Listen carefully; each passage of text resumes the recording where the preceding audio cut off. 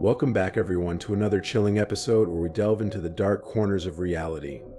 Today's feature is 3 disturbing true scary stories tales that prove the most terrifying horrors are often rooted in real-life encounters.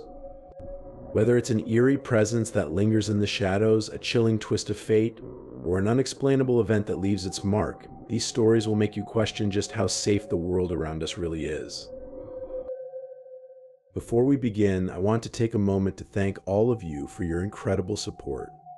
Whether you're a longtime viewer or joining us for the first time, your likes, comments, and shares mean the world to this channel. I wish you all good health, peace of mind, and strength as we embark on this unsettling journey together. So turn down the lights, settle in, and prepare yourself. The truth can be far scarier than fiction, and tonight you'll see why. Let's dive in.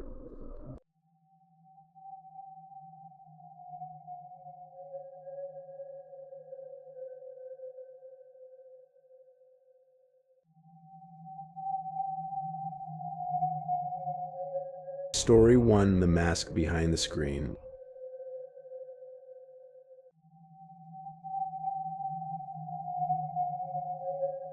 Moving into a new place always felt like a fresh start, a blank canvas waiting to be splashed with color. I could practically smell the autumn leaves and hear the distant echo of laughter as I envisioned cozy evenings nestled in my living room, draped in soft blankets, sipping pumpkin spice lattes. It was late September, and with Halloween creeping around the corner, the air crackled with a palpable excitement. My fingers danced across the screen of my phone, scrolling through Facebook Marketplace, hunting for the perfect fall-themed decorations that would transform my drab apartment into a warm haven. Amongst the usual clutter of overpriced junk and faded furniture, a listing caught my eye, a large container filled with vibrant decorations, all for a mere $20. The seller, a guy named Cody, had thrown in a handful of images, showcasing an impressive collection of pumpkins, scarecrows, and twinkling lights. It was too good to pass up. I could already envision the delight on my friends' faces as they admired my seasonal transformation. Yet despite the allure, an unease settled in my stomach as I clicked on Cody's profile. His page felt like a void, a collection of unremarkable details and few friends. The profile picture was unsettling, a faceless silhouette, the kind that sets off alarm bells in the back of your mind. I scrolled further, spotting an array of items for sale: a brand new iPhone, a rack of women's clothing, all marked at suspiciously low prices. Something about the collection stirred awareness in me. It was almost as if he were a scavenger, picking up remnants of lives he didn't belong to. I shook off the feeling, convincing myself that I was being paranoid. As the day wore on, I found myself contemplating the pickup time he had suggested: 9 p.m. The thought alone made my heart race. It wasn't just late, it was the kind of hour when shadows stretch and blend, hiding unspeakable horrors. The address led to a neighborhood that whispered danger, with dimly lit streets and houses that looked like they had secrets buried in their backyards. I hesitated, feeling the weight of dread settle in my chest. But the prospect of those decorations pulled at me like an unyielding string. I invited my friend Sally, thinking her presence would reassure me. Safety in numbers, right? As we approached the house, a knot of apprehension twisted tighter in my stomach. The moonlight cast a ghostly glow, illuminating the cracked pavement and the overgrown lawn, the kind that seemed to swallow light instead of reflect it. My breath caught in my throat when I noticed the blinds in the window flicker, as if someone were peering out from the darkness, watching. I glanced at Sally, who mirrored my unease, her eyes darting toward the shadows that danced across the porch. Cody's message buzzed on my phone, urging us to come inside. My pulse quickened at the suggestion, a visceral instinct shouting at me to turn back. But curiosity and the promise of seasonal decor urged me on. Instead of succumbing to the fear, I pressed the doorbell, the sound echoing through the night like a tolling bell. When the door finally creaked open, my heart stopped. A man stood half hidden in the doorway, a shadow against a darker backdrop. His eyes glinted in the dim light, an unsettling brightness that sent chills racing down my spine. There was something off about him, a disquieting energy that wrapped around us like fog, smothering the light. The air was thick with an unpleasant odor, a stale scent that hinted at decay. It clawed at my throat, demanding to be noticed. Is this the container? I thought of asking, but words felt trapped in my throat as dread surged within me. Instead, I felt the words crawl back. The thought of lingering in that doorway was unbearable. I could see the decorations behind him, scattered like forgotten toys in a graveyard. He grinned a slow, unnerving smile that made my skin crawl. The moment his mouth opened, spilling out a string of unsettling words, my instincts screamed. He had a way of twisting a simple inquiry into something grotesque, something sinister that clawed at the edges of my sanity. My heart raced as panic settled in, primal fear I had never experienced before. I could feel the pull of the room, as if it were a vortex sucking me in, threatening to trap me in its depths. And then, as if we shared the same thought, Sally and I turned on our heels, sprinting away from that threshold as fast as our legs would carry us. The world around us became a blur of shadow and light, my heart hammering against my ribs, drowning out the sounds of the night. I couldn't shake the feeling of being pursued, of eyes boring into my back, a hunter reveling in the thrill of the chase. We burst into my apartment, slamming the door behind us, a flimsy barrier against the darkness outside. My breaths came in ragged gasps as we sank onto the couch, hearts still pounding in sync, the adrenaline still coursing through us. That was too close, I managed to whisper, the encounter replaying in my mind like a horror movie I couldn't turn off. Later that evening, as I tried to shake off the chill that clung to my bones, my boyfriend arrived, concerned and curious about my frazzled state. I recounted the events, still trembling at the thought of Cody's eerie smile and the stench of something wrong. As I spoke, he furrowed his brow, listening intently, his face darkening with worry. Then, as if summoned by the specter of my fears, an old woman knocked at the door. She was small, frail, and cloaked in shadows, her presence eerie in the fading light. My boyfriend opened the door, and she stepped inside, a strange glint in her eye as she scanned the room. "I live alone," she said, her voice raspy and low, her gaze lingering on me for too long. The air thickened with tension, and I could feel my heart race once more, the dread bubbling back to the surface. "Do you know Cody?" my boyfriend asked, and her expression twisted, a fleeting moment of recognition flashing across her features before it was replaced by something unreadable. My stomach churned at the thought, who was Cody, really? What ties did he have to this woman, this neighborhood that felt like a land of lost souls? After she left, her presence lingered like an echo, an uncomfortable reminder of the night's events.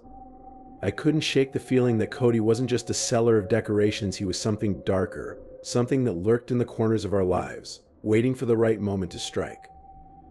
That night, as I lay in bed, the shadows on the wall seemed to dance, mocking me with their silent tales. Days passed, but the encounter remained etched in my mind. The decorations I had longed for felt like a distant dream, something I no longer craved. The thrill of autumn lost its luster, replaced by an oppressive weight of fear. I resolved then and there to avoid in-person transactions, to stay away from the shadows that whispered of danger. As I scrolled through Facebook Marketplace again, the listings felt tainted. Each item reminded me of the masks we wear, the facades we put up to hide the horrors lurking beneath. Cody's profile lingered in my thoughts, a phantom that haunted my imagination. I couldn't help but wonder if he was still out there, prowling through the night, searching for someone else to ensnare in his web of darkness. In the weeks that followed, I buried myself in work, trying to shake the shadows from my mind. Yet, as Halloween approached, the nights grew longer, and the walls of my apartment felt closer. The memories of that night replayed on a loop, feeding into my paranoia, leaving me with a gnawing fear that never quite faded. I took to locking the doors with an obsessive fervor, peering through the blinds as the world outside shifted into twilight. Each creak of the floorboards echoed like a warning, each rustle of the leaves outside sent chills down my spine. I had become a prisoner in my own home, haunted by the unseen specter of Cody and the unsettling mysteries of a neighborhood I barely knew. As I finally drifted into restless sleep, I realized that some doors should never be opened, and some encounters leave scars that linger far longer than the moment they occur. The darkness outside crept closer, and I knew then that fear is a potent force, one that can shape our lives in ways we might never fully understand.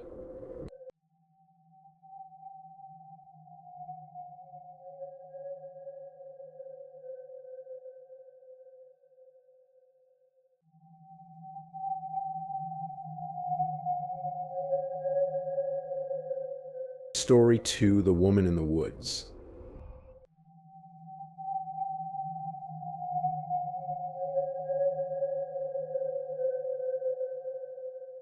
As the clouds gathered ominously overhead, I set out on a hike in the DuPont State Forest, nestled just outside Asheville, North Carolina.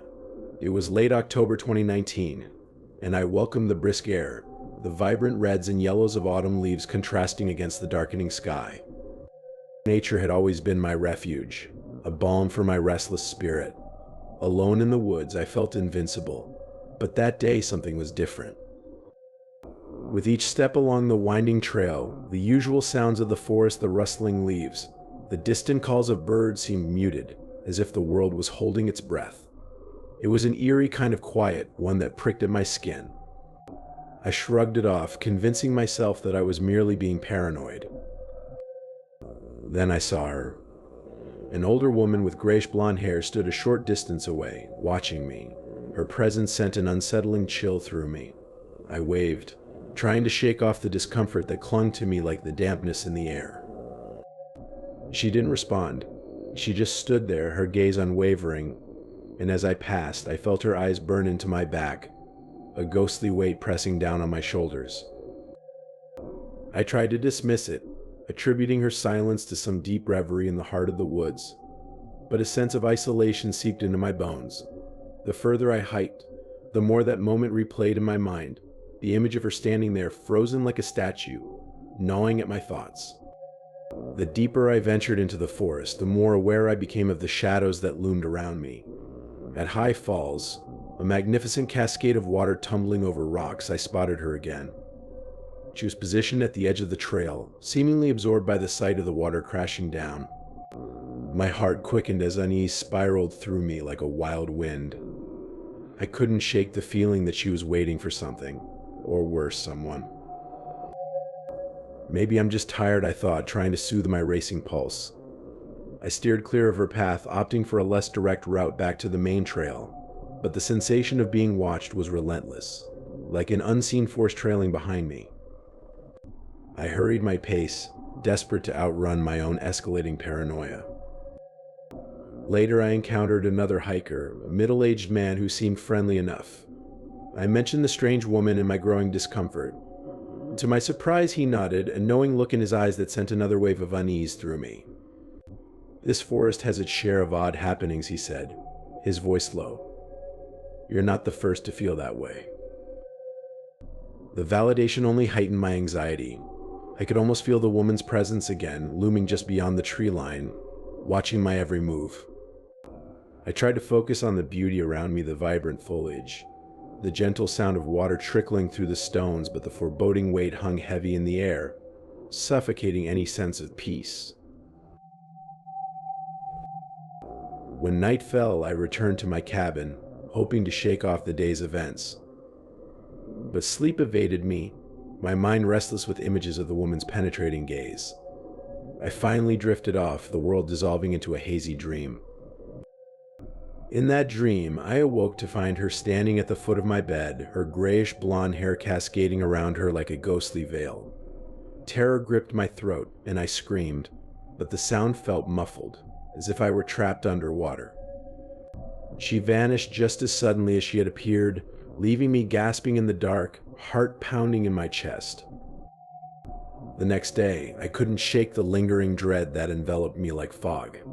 I wandered through my memories, piecing together fragments of my family history, a jigsaw puzzle filled with pieces that had long been lost. It was then that I remembered my estranged aunt, a woman I had never met but had heard whispers of in family stories. Her death had been shrouded in mystery, her life a series of tragic events. I found an old photo tucked away in a dusty box, the faded image depicting a woman who looked strikingly familiar. As my eyes traced the contours of her face, a chill settled in my bones. was her, the woman from the woods. My heart raced as the pieces fell into place, an unsettling revelation washing over me. The uncanny resemblance was more than just a coincidence. It felt as though she had been reaching out from beyond the grave, a tether connecting us through time and space. A chill ran down my spine as the implications unfurled in my mind. Who was she? What did she want from me? With a sense of dread, I returned to the woods, an unrelenting compulsion guiding my steps. I found myself back at High Falls, the sound of the cascading water now eerily loud echoing through the trees. My heart raced, each pulse synchronized with the rhythm of the falls. As I stepped closer, I scanned the area for any sign of her, the air thick with an oppressive silence. And then I saw her, standing once more at the edge of the trail. My breath caught in my throat. She was closer this time, and her expression was not one of indifference but of sorrow, as if she were trapped in a world she could not leave. The fog thickened around me, and suddenly I understood. This was not just a haunting, it was a legacy, a call from the past that bound me to her fate. I felt the weight of history pressing down on me, an invisible chain that tethered me to the woman who had been watching me from the shadows. As I approached her, a sense of calm washed over me, mingling with my fear. She reached out, her fingers trembling, and I could see the pain etched on her face. In that moment, I realized that she wasn't merely watching, she was pleading for release, a connection that spanned generations. I reached out, my hand hovering above hers, and in that instant, the forest came alive with whispers, the wind carrying the echoes of stories untold. The leaves rustled with urgency, and I could almost hear her voice, a faint murmur lost to time. I could feel her desperation, a longing to break free from the chains of her past. But just as quickly as it began, the connection faltered. A gust of wind swept through the trees, and she faded, her form dissipating like mist in the morning sun. I staggered back, gasping, the reality of what had just transpired crashing over me like a wave. In that moment, I understood the truth. The woman in the woods was not just a ghost of my family history, she was a manifestation of the unresolved pain that lingered in our bloodline. The horror of her existence echoed through me, and I felt the burden of her story entwining with my own. I fled the forest that day, the shadows of the trees stretching longer in my wake. The woman had vanished, but her presence lingered, a haunting reminder of the ties that bind us to the past. I would never forget her watchful gaze, the weight of her sorrow, or the chilling truth that sometimes the things we fear the most are the very ties that connect us to our history. The forest may have swallowed her, but her spirit would forever remain, woven into the fabric of my family's story, a chilling reminder of the shadows that linger in the woods, waiting to be acknowledged. And I knew deep down that I would carry her with me, a ghost that would never let me go.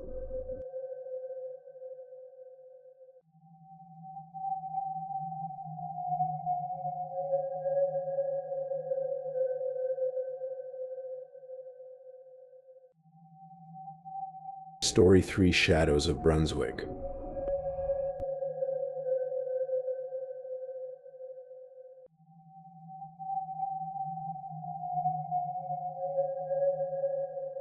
It was Halloween, and the air in Brunswick, Georgia, crackled with the kind of excitement that made your skin prickle. A dark orange sky bled into the horizon, casting eerie shadows over the neighborhood.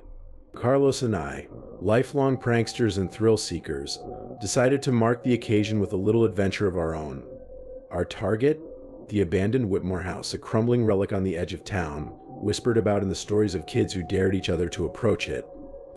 We gathered our supplies in the dying light, a modest arsenal fit for mischief: 2 flashlights, baseball bats, and a 6-pack of cheap beer. The thought of ghosts or monsters lurking in that decaying structure only added to our thrill. We joked about the things we'd find inside old furniture, maybe a haunted mirror. We laughed at the absurdity of it all. After all, we were invincible, right? As we approached the house, the sun dipped below the horizon and darkness draped itself over the property like a funeral shroud. The Whitmore house loomed larger, more ominous. Its weathered boards and broken windows seemed to watch us, scrutinizing our every step. The stories I'd heard as a kid came rushing back, stories of the Whitmores who had vanished without a trace, leaving their home to decay into obscurity. The air was thick with the scent of damp wood and decay, a palpable reminder of the house's long-forgotten past. We stepped through the unlocked back door, a decision that felt both reckless and thrilling. The air inside was stale, heavy with the weight of time. The narrow hallway twisted like a serpent, the walls adorned with peeling wallpaper that hung like old skin. Our flashlights flickered against the darkness, illuminating fragments of the past: an old coat rack, a broken chair, and dust motes dancing like restless spirits in the beam of light. It was cramped, claustrophobic, and the shadows seemed to pulse with a life of their own. I could feel my heartbeat quicken, the thrill of fear weaving itself into the fabric of our adventure. I glanced at Carlos, who was scanning the rooms with the kind of bravado only a friend could muster. We were explorers, urban adventurers delving into the heart of a forgotten world. But as we wandered deeper into the house, the atmosphere shifted. The laughter that had filled the air began to fade, replaced by a thick tension that curled around us like a suffocating fog. The sound of our footsteps echoed too loudly, and the darkness seemed to close in, drawing tighter with every passing moment. "Let's check the basement," I suggested, though the words felt heavy in my mouth. A small part of me, maybe a bigger part than I cared to admit, was hesitant. The basement held the allure of the unknown, a place where stories took on lives of their own, where reality often bent to the will of our imagination. Carlos shrugged, a grin plastered on his face as he led the way down the creaking stairs.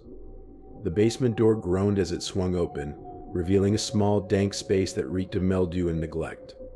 My flashlight flickered, casting an unsteady glow on the cracked concrete walls. We stepped inside, and the chill hit me like a punch to the gut. In the corner of the room, something caught my eye: two candles flickering on a dusty table, their flames dancing against the darkness. I blinked, disbelief twisting in my stomach.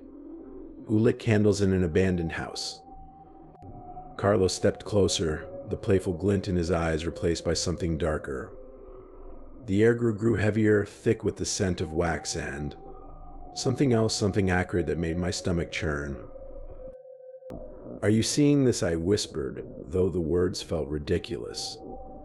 Of course he saw it, we both did. Then came the sound, a low, guttural noise echoing from the far side of the basement. My heart sank and instinct screamed at me to run. I glanced back at Carlos, who was peering into the shadows with wide eyes. The thrill we had felt moments ago morphed into an icy grip of dread. We were not alone.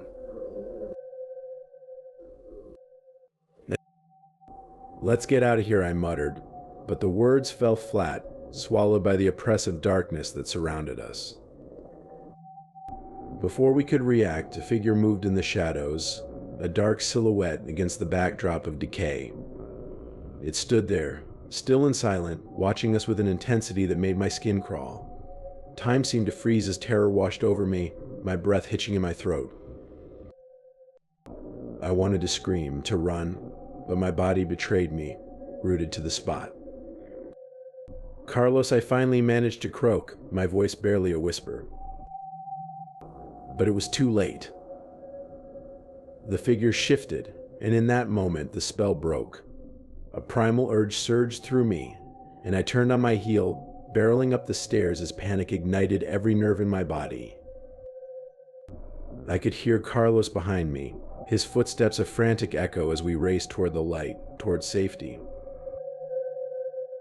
The world outside felt unreal as we burst through the back door, the night air hitting us like a wave of relief. We didn't stop running until we reached the safety of the street, the shadows of the Whitmore house retreating behind us, becoming just another story whispered among friends.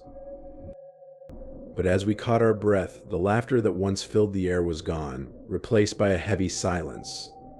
We glanced at each other, and I could see it in his eyes: fear, disbelief, and something darker lurking just beneath the surface. The thrill was gone. We were just two kids standing on the brink of adulthood, confronted by the reality that not all adventures end well. The night dragged on, haunted by the memories of what we'd witnessed. The house loomed large in my mind, its shadows stretching into my thoughts. We returned to our homes, but sleep eluded me, replaced by the images of flickering candles and a dark figure watching us from the depths of the basement. What had we stumbled upon? Was it merely our imaginations running wild, or was there something sinister lurking in that old house? As dawn broke, painting the sky in hues of pink and gold, I resolved never to speak of that night again. Some doors should remain closed, and some shadows should never be chased. But the image of that dark figure haunted me, lingering like a bad dream. As days turned into weeks, I found myself drawn back to the Whitmore house in my mind, questioning what we had felt and what we had seen. It was a story that had begun with laughter and ended in silence, a reminder that curiosity often comes at a price, and not every adventure is worth the risk. And on dark nights, when the wind howled through the trees and the world felt still, I would hear the whispers of the past calling me back, beckoning me toward the shadows of Brunswick.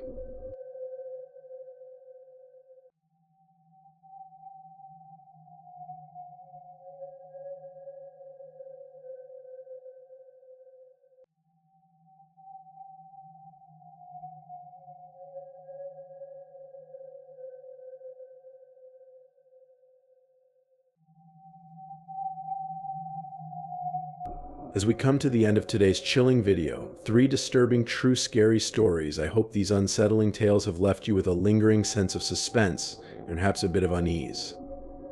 The unknown, as these stories have shown, can manifest in the most unexpected and terrifying ways, reminding us that the line between normalcy and nightmare is far thinner than we often realize. I want to take a moment to express my heartfelt gratitude to each and every one of you. Your support for this channel means more than words can say. Every view, like, comment, and share helps us grow and motivates me to continue bringing you these eerie tales that keep the mystery alive. Thank you for being part of this incredible community of horror enthusiasts. As we prepare for our next journey into the shadows, I want to wish you good health, peace, and safety. May you find comfort in the daylight, but keep your curiosity alive for the darkness, where the most intriguing stories await. Remember to always be cautious and trust your instincts. You never know when the ordinary could turn extraordinary in the most chilling ways. Take care of yourselves, keep supporting one another, and don't forget to come back for more hair-raising stories in our next video. Until then, stay curious, stay safe, and as always, keep looking over your shoulder. You never know what might be watching. See you next time.